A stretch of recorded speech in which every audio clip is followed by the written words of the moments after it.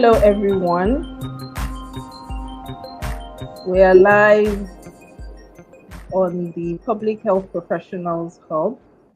This is a career masterclass, a free masterclass for young people in public health who desire to advance their careers and make sure that they get the best of a very world-class education. Today we have a special guest with us. Her name is Edima Otoho, and she'll be taking us through the different admission protocols for getting admission into top schools in the United States. My name is Dr. Olukemi Olubade, and I'm your host for this masterclass. I curate different opportunities in the Public Health Professionals Hub, and these opportunities include seminars, webinars, courses, masterclasses such as this one, and then job opportunities. Our hub is such that we bring together different public health professionals. So whether you're a doctor, a laboratorian, a veterinarian, or an epidemiologist, we support career advancement through our coaching, our counseling, career guidance, and bringing resource persons to support your career advancement. So we'll be starting the masterclass right away by introducing our guest. Our guest, Edima Otoho, is an associate professor of practice at the Public Health Department at Simmons University. She holds 2 master's degrees in public health and business administration. She has an MPH and an MBA. And she's completing a doctorate in public health at Boston University, Massachusetts, USA. She has 14 plus years experience working in the United States and internationally across various intervention programs related to malaria control, HIV/AIDS, orphans and vulnerable children, digital health, and many more. Her current projects are on women's health, and these include exploring women's leadership and mentorship in global health. So take note that you're in the right place because you're going to get a lot of insight. And then she also looks at fertility trends versus socio-economic factors and menstrual health. Having managed many initiatives and consulted for reputable global and local organizations, Edima's expertise spans portfolio, program, and project management, monitoring and evaluation, health system strengthening, change management, and workforce capacity development. Edima has received awards in recognition of her work, including the 40 Under 40 Public Health Catalyst Award by the Boston Congress of Public Health and the Henrik L. Blum Excellence in Health Planning Award by the American Public Health Association, APHA. She's also an Elinor Ostrom Fellow at the Miracles Center George Mason University, and an alumnus of other various fellowships. Edema aspires to be a global health leader, one who lives with compassion, commitment, and conscience to design and implement equitable and sustainable health initiatives. Please welcome with me an erudite scholar, Associate Prof. Edema Oto. You're welcome. Thank you so much. Okay, so we'll go straight right into the masterclass. And I would like you to please share your journey from being an international medical graduate to completing a master's, and then now in the process of a doctoral program to get a doctoral degree. How has your journey been? What was your inspiration? And tell us how this decision came about. Thank you. Okay, thank you. So yes, I'm originally from Nigeria. I like to mention that because I'm sure many people who would be joining this would connect to a shared identity. I started my career 14 years ago after graduating from genetics and biotechnology from the University of Calabar in Nigeria. And then I started working. I started working first doing my national youth service and then joining from there into consulting and also working for reputable nonprofit organizations and also working for-profit consulting organizations.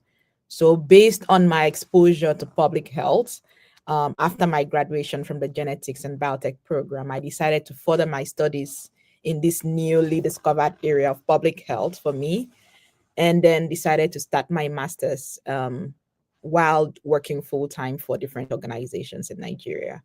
So just having that broad understanding of public health, I saw clearly that um, the business side or the management side of public health used to seem like a struggle for many health workers who are very, experienced and have a lot of expertise technically, but they probably would struggle a bit with like management and administration. So that pushed me to start doing my master's online at the University of South Wales to combine both my technical public health skills with administrative side of it to help me with many of the projects that I was managing at the time. So I think having worked for up to about 10 years, I realized that I wanted something more challenging. I wanted to be able to connect more to the global health space. I wanted to be able to work beyond Nigeria. In Nigeria, I'd worked at different levels. I'd worked at national level, state, local government level, supporting community initiatives. And I wanted something more. And so I thought, okay, maybe thinking about the global space, because I've always wanted to work with global organizations beyond Nigeria. And I thought of how to reposition myself to be able to achieve that. And regarding a doctorate, I didn't struggle much with that decision because I had a dad who also was pursuing his PhD before he died. And I'd had a few mentors and older colleagues who had already done their doctorate. So I could see them and see the work that they were doing. And I knew that that was the next direction for me. And they told me about the DRPH program, which is very leadership and practice based. And then that just guided my decision and helped me narrow and tailor that decision towards applying for a doctorate in the US. And US specifically because I had worked in many of the US funded initiatives in Nigeria, and I've seen the lots of investment that they had made in public health. And I just thought that would be a great fit to be in a place where most of all of the support was coming from and stuff. So that's how I landed in my decision to a doctoral program in the United States. Wow, what an amazing journey that has been. Congratulations. Thank you. I mean, it's been really, really inspiring listening to you. Just from that first question, you had so much clarity. You had a lot of inspiration and support. Yeah. And you were very, very convinced that that was the right path to take, and you took it. So well done. Thank you. So yes, For someone who is considering applying to schools in the US, what are the very first steps that you should take? In your own case, you had clarity, you had, inspiration, and you had like a desire, you had a goal. So, in addition to this, what should someone considering the US do? Thank you. I think understanding your why is very important. So, why the US and why do you want to pursue a graduate degree? And at this time, because it can be done either earlier or later. So, why are you trying to pursue a graduate degree at this time? What are your long term aspirations, and how would taking on a graduate degree abroad feed into that long term plan that you have for your career? And that why is very helpful because moving abroad to actually do a degree, it's actually very tasking. Financially, it's very expensive. Even with the scholarship, you would still have to spend a lot of money getting through that process of application into actual schooling. Secondly, graduate school is intense. So when everything else seems like they don't give you motivation, that inner why is the reason that you would continue to stay and get through graduate school. I think first establishing your why is very important. The second thing I would say is starting early to plan so that you can cross your T's and dot your I's before actual application process. And being very strategic about your planning is very important. So think about, I usually say, give yourself like maybe 9 to 12 months of pre-planning. I mean, if you don't have that much time yet and you're about to apply, then you have to fast track the process. But give yourself some time to be able to think through each of the phases. So think through the schools, think through the cities, ask questions, connect with um, people who are already in the program or in the university doing the same thing you want to do. Think about the various schools that are there and why those schools stand out and would um, support your long-term goals. For instance, do they have specific interests that align with you? What is their support for international students? Do they have scholarship opportunities for you? Are those scholarships holistic? Would they cover the entire period of your schoolwork, or do they have opportunities for fellowships or assistantships that can add additional stipends to help you with your living cost? What's the faculty mix like? Do you have diverse faculty mix in terms of even racial and ethnic identity, or even their expertise areas?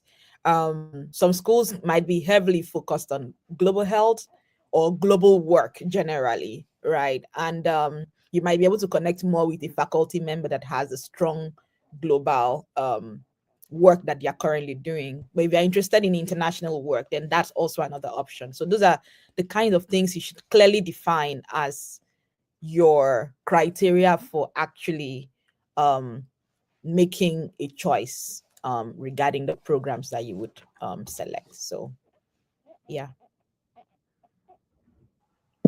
Okay, thank you so much, Yeah. Prof. Edema. That is actually very helpful and very insightful. Yeah. So, if you're just joining us, this is a career masterclass brought to you by the Public Health Professionals Hub. And today we're interviewing Associate Prof. Edema Otoho, a global health leader and scholar who is sharing with us insights as about how to get admission and scholarship into US schools. So, Prof, the next question will be, how should students decide which universities or programs best align with their career goals in public health? Yeah. I Because think you I already talked started about answering that looking at the question. faculty, checking Yeah. to see if, yes, Yes. checking to see if the Yeah. school aligns with your goals, knowing your why, and also looking at diversity and inclusion to see if one will be a good fit. So, having done all that, what particular schools should one look at, and how should the applicants go about it? So I would say there are many programs out there that do not have like, they mean the same thing but they do not have the same name, so sometimes the entire package of how the program is being coined is very helpful. For instance, you might have a general MBA, but you have another one that is an MBA in the concentration of this and this. So you have to decide, do you want to do a general one, or you want to do one that is very specific to a particular interest area. So even the way a program name is being coined is important. um Another thing you could also consider, I mean, I like to look at ranking, which is very helpful to position you as an international student if you go to a great school. But ranking is not everything. Like I mentioned earlier, beyond that ranking, think about the support mechanisms in place to help you thrive as an international student, especially in recent times when there are so many policy changes that might actually affect anybody that is coming from the international. So the support systems within the schools are also very important.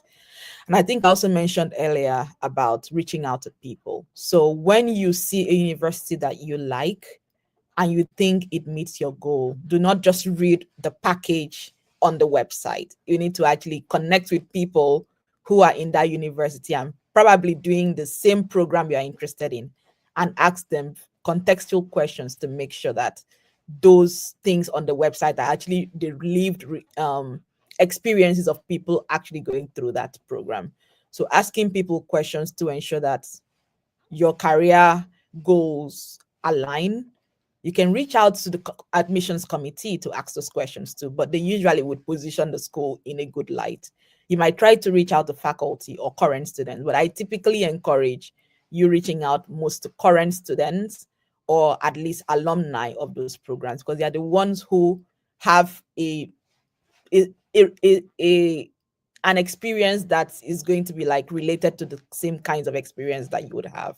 And maybe also international students specifically, if you can find one who would be responsive to you, ask them specific questions about their international student journey in those universities. Those are very important things to take note of when you are doing your long listing of the schools and then trying to shortlist them also. Then the third part would be the eligibility criteria for the different schools.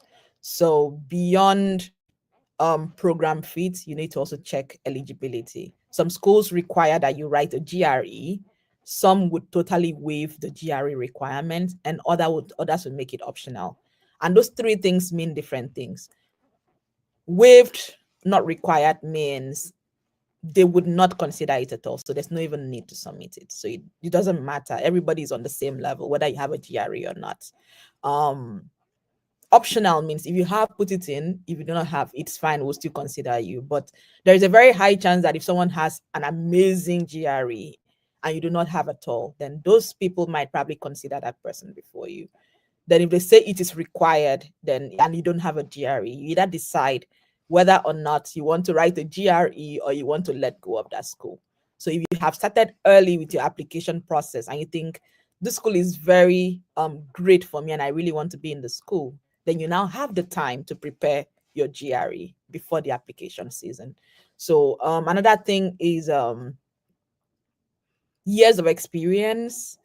Some schools require some years of experience depending on the program, others do not. So you need to know whether you have met those experience requirements.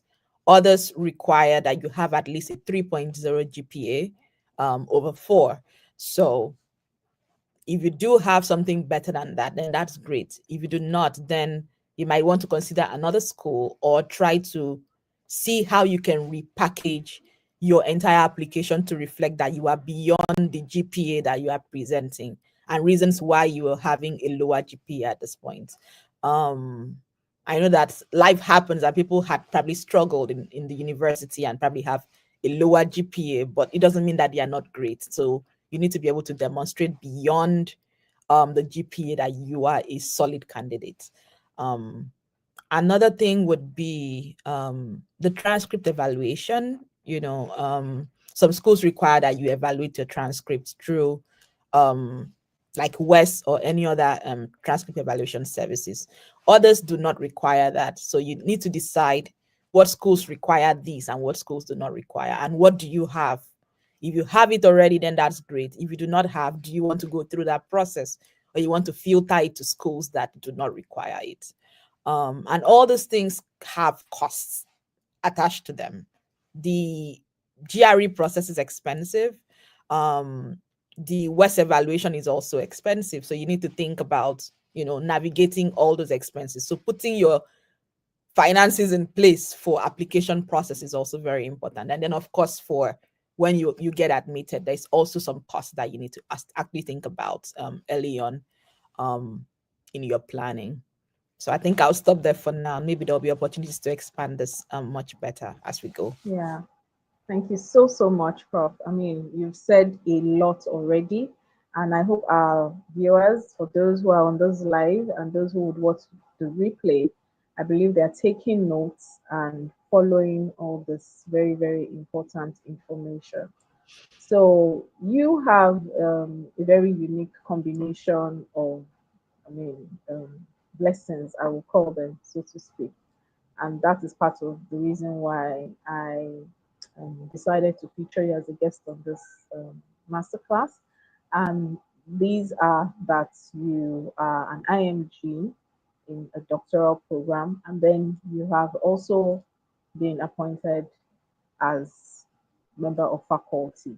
Now, based on this unique positioning that you have, as someone who is going through the system academically and then working in the system professionally, what makes a strong MPH or doctoral application stand out to admission committees from your experience as a candidate and then as an academic? Please share. Thank you. So your application package entirely has to stand out, and the most important one is your SOP. Your SOP needs to be unique. It needs to be unique, and it needs to really stand out as somebody who is a strong candidate. So what I mean by that is, Yes, yes. Thank you. So, because some people might not know what an SOP is. okay, that's the statement of purpose. SOP is a statement of purpose. So it's like a letter that tells your story in a very persuasive and unique and what else? What other word should I use there? Convincing way, right? And a typical SOP that will stand out needs to tell your story, and somebody should be able to feel your story through reading it. You're not there. That's the only thing that actually represents you with your committee. Start it with a strong starting paragraph. And I typically recommend that people tell the committee who they are beyond all of the achievements they've had. So who are you, and what are the events or motivating factors that got you to the point that you are? For me, when I was writing my doctorate program, I first started with, I am a humanitarian at heart, right? And these are the reasons why I consider myself a humanitarian at heart. How much I had served people even before I realized that I had interest in public health. I had been a caregiver for people who were like end of life patients. I had, volunteered for many um, humanitarian clubs while I was in high school and in the university. I had done volunteering work for nonprofits, so that builds. I realized that that was something I was passionate about even before I knew that public health was a career part. So you start with a strong statement that shows who you really are beyond all your achievements you've had, and then you go then to now start highlighting and building up on your education and then your career, and especially your clear achievements in the career part, not just, oh, I worked in this place and I worked in this place and I have these degrees and I have.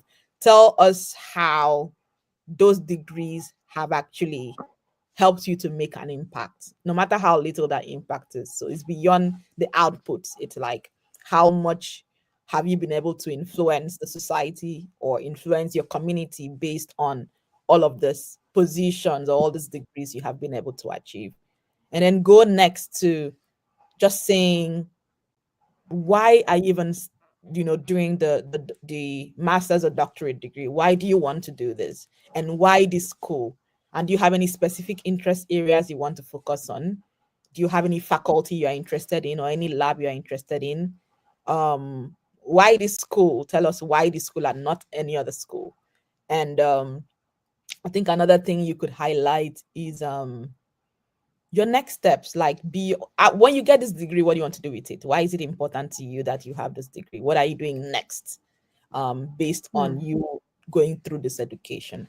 I think when you put those different components and allow that flow to go from who you were before now, like how you started your life and your life journey, and then your education and your work experience and all the impact you've made in the field, and how you landed to the decision of deciding to go to grad school, and then why this university.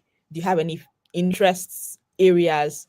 Does it align with any faculty members or any lab here?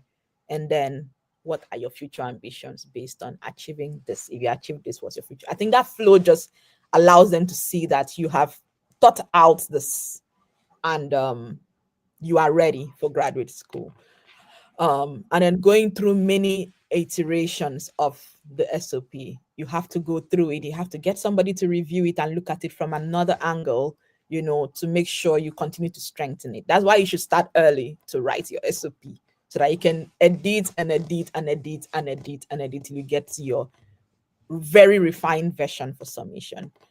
Other parts of the application might ask you questions about awards and honors, and even as simple as secondary school or high school awards of excellence are important. Workplace awards are useful, things like that. Awards you've gotten from professional associations, or would also be useful. Small scholarships you've gotten or small grants, things that have actually shown excellence in the field are important there. Volunteering is important. So if you've done some volunteering in your life, then those are the things you could also add beyond your work that pays you. There are other community initiatives you've been part of. So all those things can also be captured in an application process. So almost no experience is really wasted when you're trying to pull together your application, and just make sure you stand out. I wanted to also highlight in the days of AI now, I've seen a couple people trying to just run everything by AI, but the truth is, it sometimes makes it very superficial, and nobody can actually feel the pulse when they are reading your application. So, as much as possible, avoid AI generating your initial draft of your application process. It always gives you um there's always that gap, there's always that shallowness that exists sometimes when we're doing that. I just thought to highlight that too, because there is very high chance somebody thinks AI is better than them in communicating who they really are to people. So yeah. Wow, so this is awesome. I mean, value filled. Thank you so much, Prof. You know, very important things that you have highlighted. The first is the power of storytelling. I mean, I have seen it over and over again. We're on LinkedIn, and LinkedIn is a platform that rewards storytelling. People Yeah. sharing their stories, their journeys, their passion, their purpose, their pain, their progress. And all those things. So the power of storytelling, being able to flow in a very humane and interesting way, in a very logical flow, and with clarity one's journey so far. And so that takes me to also the other strong thing I got from what you just shared about documenting one's journey. It's very important to document your journey. You tell your story by yourself, but you would have had to tease out all those things that you talked about, your journey so far, who you are, where you want to go. You have One must have put them together and over time, archive them in such a way that when it's now time to tell the story, you have all the evidence, and that is very important. And then the third thing you now talked about is being able to tell your story without any external influence. That is as much as possible, or totally avoiding use of artificial intelligence. We need to focus on our natural intelligence and use that to, push our personal statement forward. Thank you so much, or statement of purpose, as you have called it. So, how did you approach funding and securing scholarships, and what tips do you have for international students? So, the person has chosen the school, he has put together his SOP, and funding is now the next thing. How did you navigate that phase of the application? I think for me, I was very clear that funding was important for me. I wasn't going to leave my job to go back to school and pay full payment for anything. I knew it was going Okay. for. I'm doing a DRPH program. So many DRPH programs are not funded, or they have very limited funding. But that was a big criterion for me. So I was looking at schools that had funding. So I think Mm, that's something that many international students should consider if they know that funding would be a problem. If they don't have the money to fund, then while you're doing your filtering of schools, also filter it by the availability of funding for international students. Because having internal scholarship from the school that you're applying to is one of the easiest, um, would I say easiest? I'd say, yeah, easiest landing for you. You have that. There are some external scholarships that exist, but sometimes you need to already have been a student, maybe for at least one semester or two semesters before you can access this funding. There are also loans. People do loans and stuff. I'm not fully aware of that entire process because I didn't have to take a loan. But there are loans that also exist, that help you actually go through the school and then pay gradually till you complete the loans. But like I said, the easiest is to make sure you are applying to schools that have money to fund you, and then make sure your application is strong enough for you to be eligible for that funding. That's the easiest approach. And then many schools have funding deadlines, and they call it some of them call it the priority deadline. And that means if you want to be considered for funding, then apply before that deadline. For some schools is November 1st or December 1st. And then maybe their final deadline might be later. Right. So if you want to be considered for funding, then you need to think about when is that deadline for them to consider me for funding. A second way to find funding is actually to maybe start scouting for an advisor early enough. So reach out okay. to professors through cold mails and try to do informational interviews. Ask the students, the current students who are in that school that you probably would have reached out to through LinkedIn or through their school's website. Ask them for pointers to whom you could possibly reach out to regarding your interest area that would probably have funding for you, to do it. Do they have students currently in their lab, or do they take students? So when you ask questions and you find out, okay, reach out to this professor and the other one, then you can do a very strong pitching through cold email to those people. Um, so funding does not have a one size fit all thing. It's like explore all of these multiple channels, and then one of them would likely work if you really strategically position yourself for it. Within the US, Mm, there are scholarships. Not many of them are for international students, and depending on the program that you're okay. doing, you might not find as many of them. But there are some that can support your living cost, or part of your tuition and all of that. Some of them are tied to your admission already, so you have to make sure you get Okay. admission first before you can actually apply for those. And then the other ones are Okay. also are part of the application process. So there are so many out there that you can probably explore, but it depends on the timing and it depends on so many other factors. Mm. Thank Yeah. you so much, Prof. So essentially, one must do their research thoroughly and Yeah. then leverage on their networks. And everything you said just even takes me to the very next question, which is that how important is networking and mentorship in navigating admissions and thriving in US schools? Because we talked about reaching out to current students, alumni, and then faculty or advisors or professors, especially for those who may need funding and reaching out to advisors that may have funding. So, how important is networking? And aside pitching oneself via cold email, reaching out to alumni, which other ways can one network and get mentorship? I would say on a scale of 1 to 10, I'll say 11. 11 because it's extremely important. It's beyond that Oh my skill, goodness. right? Um, the Wow, US is wow. a space where you must not joke with networking, you must not joke with connections, you Hmm. must not joke with Wow. mentorship, even if it's peer mentorship. Make connections as much as possible. On Okay. sadly, as an international student, you're probably going to come in with little to no connections, but that should actually Hmm. make you go very radical in your approach to reaching out to people. So reach out as much Okay. as possible, keep up with people, ask questions.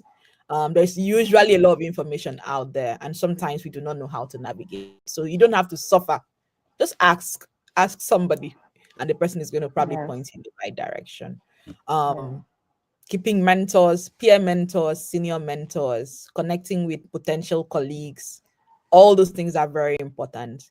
And when you now become a student in the US, that also helps you navigate through your studies. It's a mentor that will tell you, I don't think this course. I've had one of my mentors said, "Oh, take this course, add it as your Okay. elective. This is very important." How I Wow. got my practicum during my when I was doing my coursework was somebody handheld me to the organization because I had applied to so many and I didn't get it right. Because of course the competition during summer is usually very high for many students who are actually doing their internships. So I had to be handheld to an organization and they created the spot for me, So if I didn't have Wow. that person doing that for me, Mm-hmm. it didn't matter if I had two master's degree prior. It didn't matter if I was a Wow. doctoral student with years of experience coming. I would probably be struggling with my practicum. So it's very important. Yes, your skills matter. Yes, your credentials matter. But there's an Okay. added like icing on the cake when somebody credible advocates for you in addition to all of those things. So yeah, it's Okay. very important in the US. That's awesome. Yeah. So that means from your networking and mentorship, one can get very strong recommendations, Yeah, and that can, bridge the gap. I mean, if someone doesn't have a network, doesn't have mentors, they will yeah, struggle more and waste more time trying to navigate through the process than people that do have either or both of that. So yeah, thank you very yeah. much And for it's highlighting that.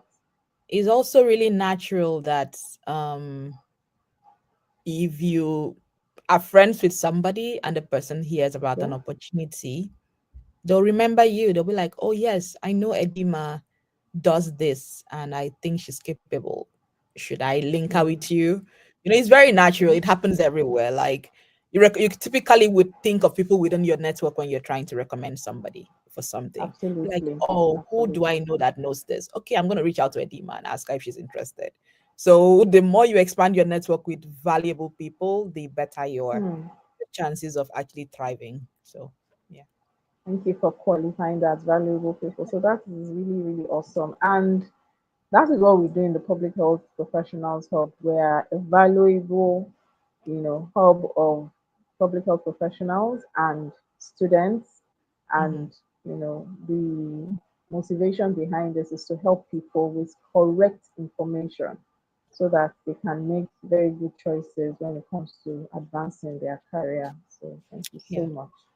So, how has studying in the US influenced your career path, research, and teaching opportunities from all your achievements and your education, your exposure, your experience, and also now being positioned as a mentor yourself? How has that influenced all the achievements you've gotten so far and hope to also achieve in the future? I think so.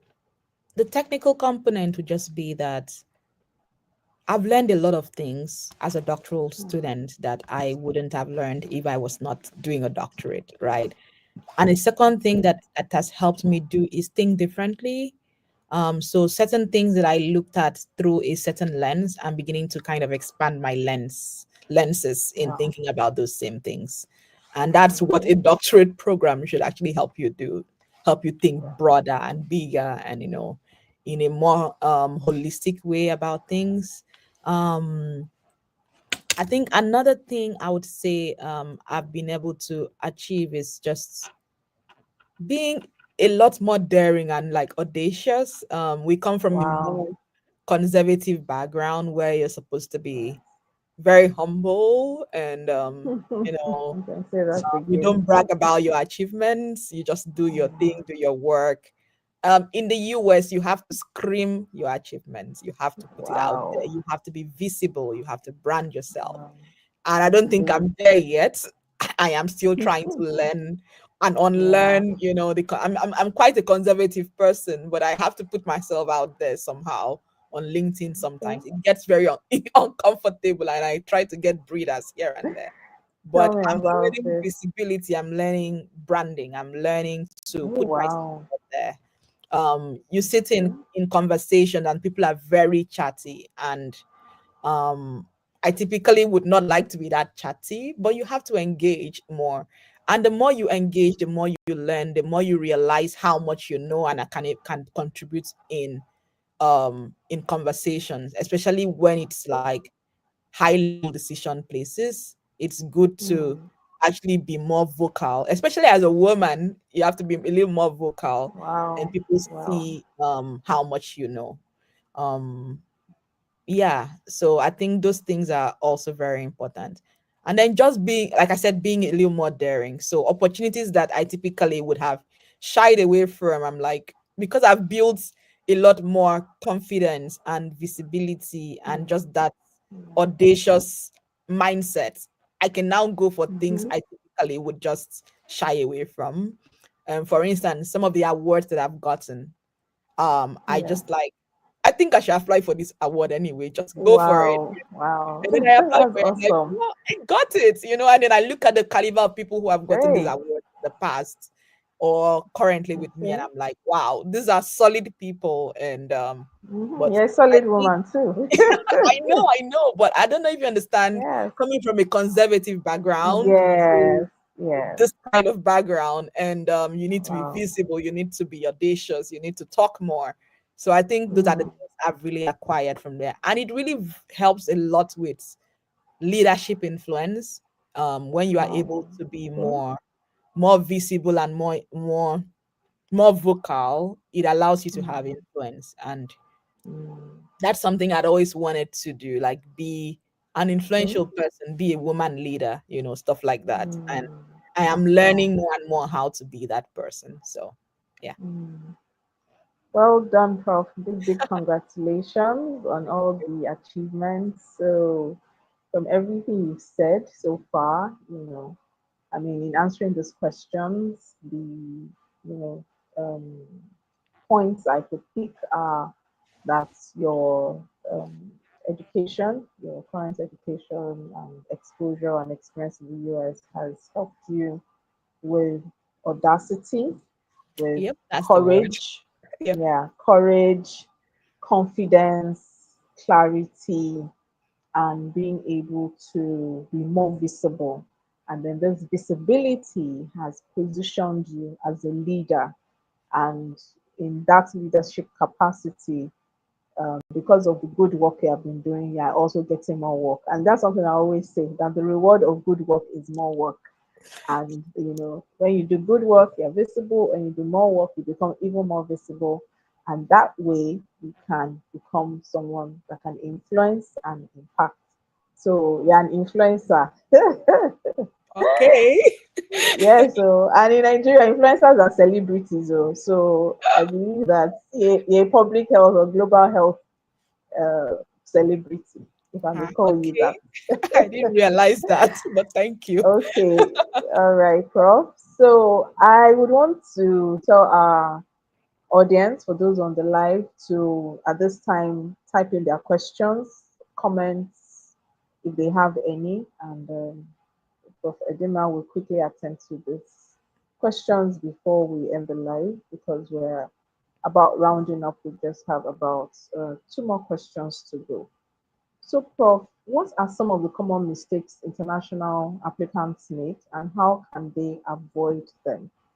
And in answering that question, I also want you to just quickly and briefly talk about SOFAs for those who are looking at applying into global health or public health um, schools. There's an application system and it's called SOFAs. I would want Prof to just quickly talk about that while telling us about what common mistakes she has identified international applicants have made and how to avoid making these mistakes. Thank you.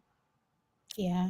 Number one, I don't know if this comes from excessive humility and being conservative, not selling yourself enough in your application. Most of us come from places where we've done so much, but we do not realize how much you have done until you be in other spaces where people have done less and are taking a lot of glory for it. So scream your achievements, scream it in your application. Don't shrink yourself in Wow. any way. The Okay. second mistake is not talking to people. Um, Hmm. don't hold back. I've had people reach out to me, and even in the way they presented, it felt like they were scared whether I was going to be angry for them reaching out to me. Like, don't worry about being scared or how the person is going to react. Reach out first, and if the person is not responsive, go to the next person. And if the person is not just go to the next person. There's no need to overthink the process of reaching out and trying to get information from people. Um, the third would be um, giving yourself enough time to apply, and also having a clear strategy and plan that is very timely and very comprehensive. So give yourself enough time to apply, give you enough time for planning. And thirdly, have a clear strategy. Financial strategy most important, because Hmm. sometimes you apply to Very one school, two important. schools, and you get exhausted because you just realize the application fees has emptied your pockets, and you still have Wow. GRE or you still have West evaluation to do. So you need to know how much this is going to take for you to actually go through this process of application before you even start at all, so that you don't jump into something that you cannot complete. So I think those are the kind of Okay. mistakes I typically would envisage from people. And then if they are able to address those, then they should be good. Okay. All right. Thank you so much, Prof.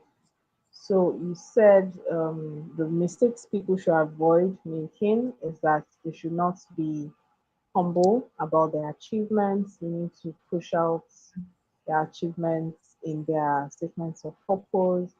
Then they need to also be very um, what's the word now, visible when it comes to networking. They should ask questions Yeah.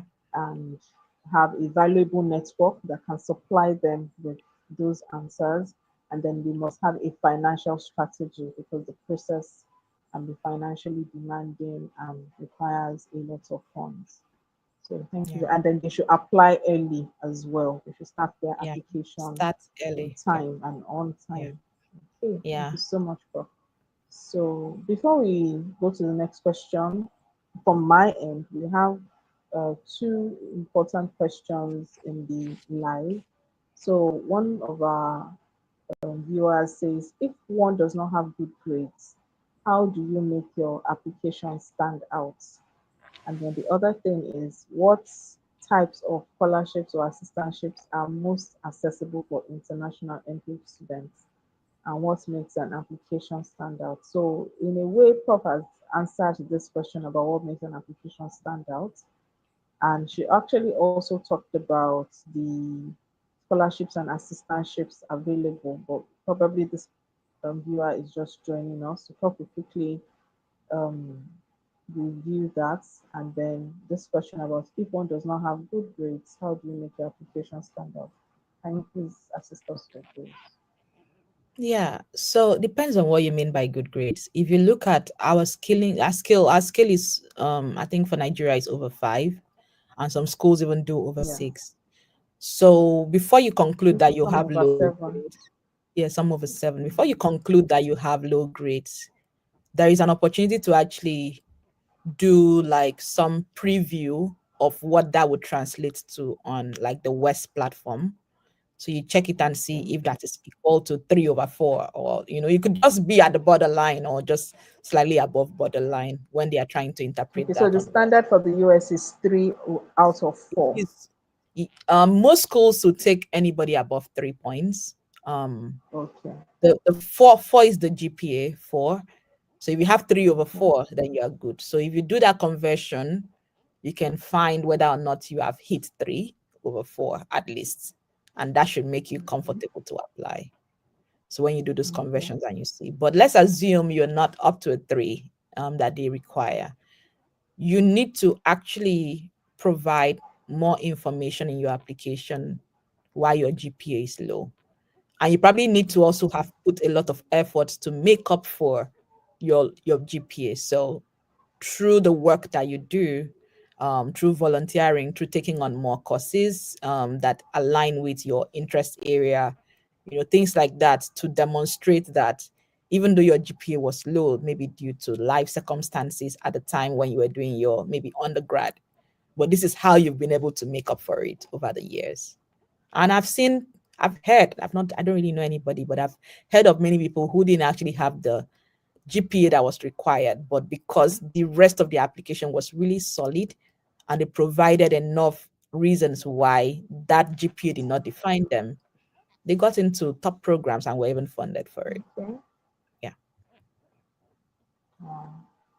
Yeah. So, like you said, the statement of purpose will bring out, why one is an exceptional candidate, Mhm. and that can strengthen your application irrespective of your grades. And even if from the conversion using the West,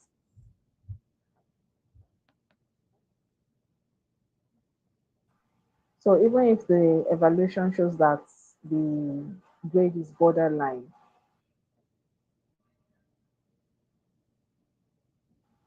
the different achievements, I believe, will be able to strengthen the application. So essentially, it's all about still selling yourself and telling your story in a way strengthen your application so that you can have a good chance. All right. Yeah. So thank you, Prof. So what challenges did you face as an IMG adjusting to the US system, and how did you overcome them? Um, I think it's just like a change of terrain. It's a totally Okay. different environment from where we are. So, of course, certain adaptations to the really educational culture. Here in the US, classes are very engaging. You have to talk in class. You have to read multiple articles before you get to class. Your assignments have lots of essays you have to write and stuff like that. And then just I think the way if you are from a more conservative society, even the way you write reflects that. You seem to sound very reserved and humble in your writing.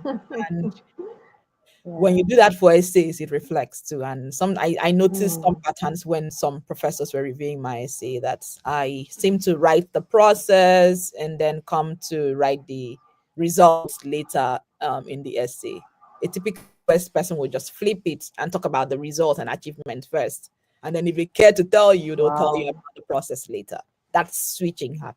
So I think I Mm. noticed that, and I talked to a few Mm. persons and I realized that, oh, maybe I just need to switch this, Okay. and start writing this way. Yeah. So communication wise, especially written communication, you probably have to learn how to communicate to somebody who is, you know, a US person or somebody who is here.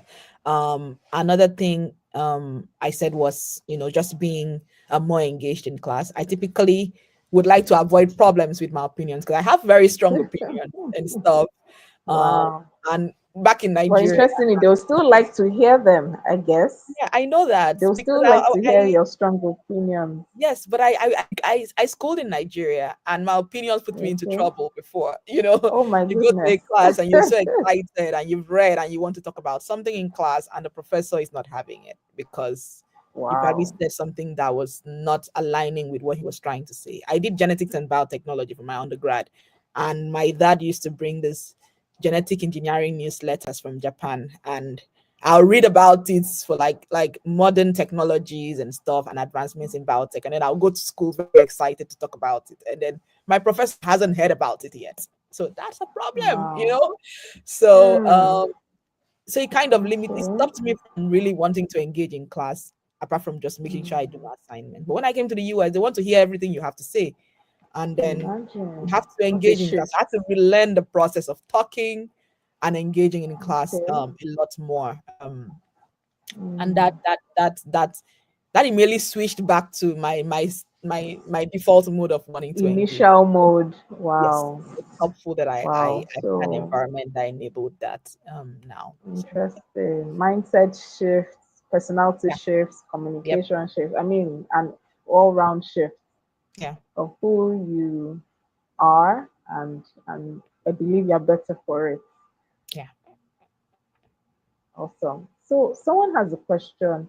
It says when one is going for PhD, do they, I guess probably the admissions committee in this case, consider the GPA for both first and master's degrees or only the master's? That's for a doctoral candidate, either PhD or Dr. PH. What do they look at? I think they typically would consider everything, but probably your master's will be more important at that point. But Okay. they look at your Okay. entire. I think most schools tell you to submit your entire academic history. Like when you're doing your WS evaluation, you do all of your prior degrees and stuff. Yeah, but Okay. I think the masters is even more critical at that time than maybe your bachelor's, because sometimes you probably have already even switched fields, Yeah. already switched to maybe Careers. exactly. Yes, it's like for like talking about public health, global health, which is our own area of specialization. Someone has done maybe a basic science, has done Yeah, physiology or anatomy or nursing, and then does a public health masters, and then now looking at a PhD. So yeah, right. That could also determine what they review. And so in that case, you're saying that the masters will be more relevant. the masters is stronger at that time. But they definitely will look at your entire academic history. But your master's is like maybe more aligned to what you're doing currently, and maybe that's where you build some experience in. So it's probably going to be more Okay. important than the first one. Okay. Thank you so much, Prof. So finally, our last question.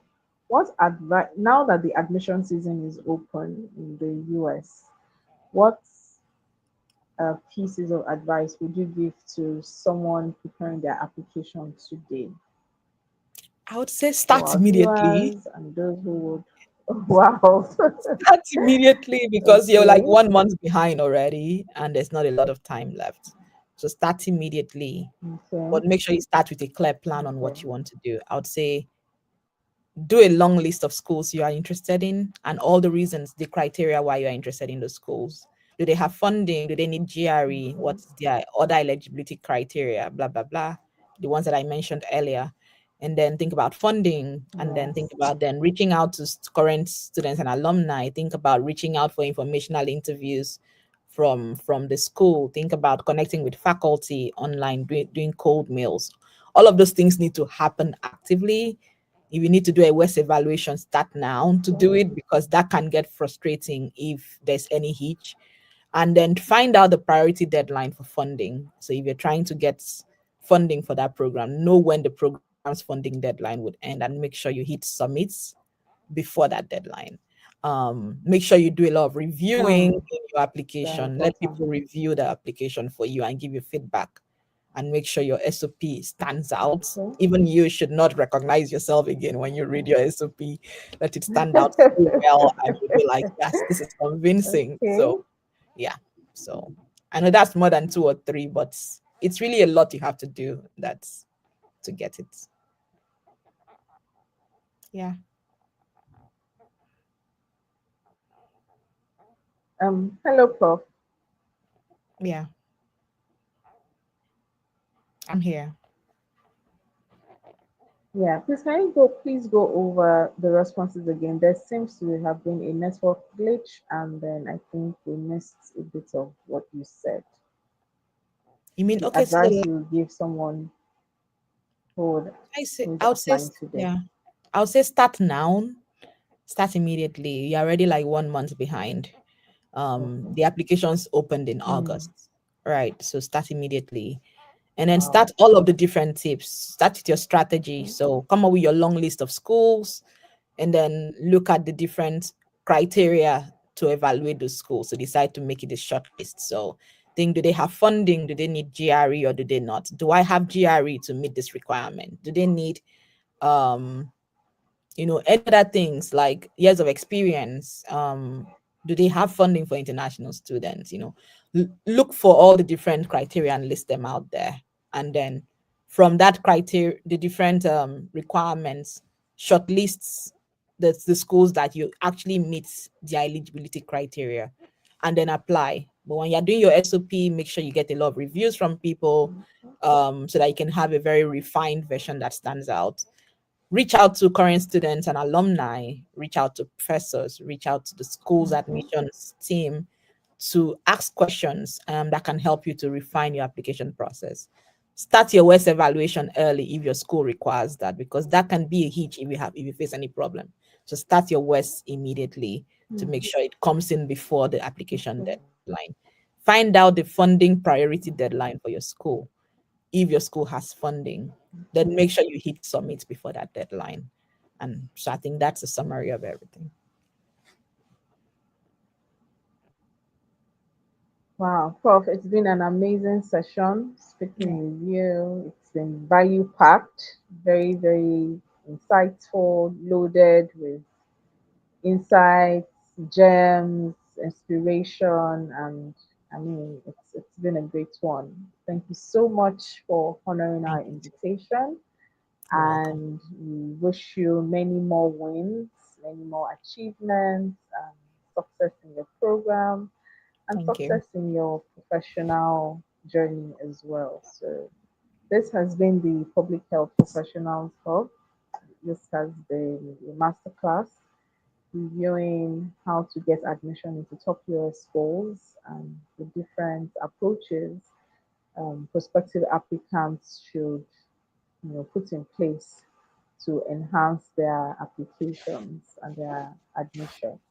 And so I would just want to, let people know that if they want one-on-ones, that's one-on-one career coaching, I do that at the Public Health Professionals Hub, and we also have a group where we curate opportunities and share them on a daily basis. I'd behind the scenes asked Prof about reviewing SOPs, and it's not something that she would want to do at the moment. However, if you really, really want her to review your SOP, you can reach out to me and then we can have a conversation about that and also an arrangement to make that happen if you are willing to explore that opportunity. So, thank you everyone for watching. I want to appreciate our viewers and for those who will watch the replay. Thank you for taking time to listen to this masterclass. So, till we come your way next time with a value adding masterclass, do ensure that you continue to advance your careers in public health via education, experience, and documenting your journey. I wish you all a lovely weekend and enjoy the rest of your evening or afternoon wherever you are. Thank you. Bye, everyone. Bye.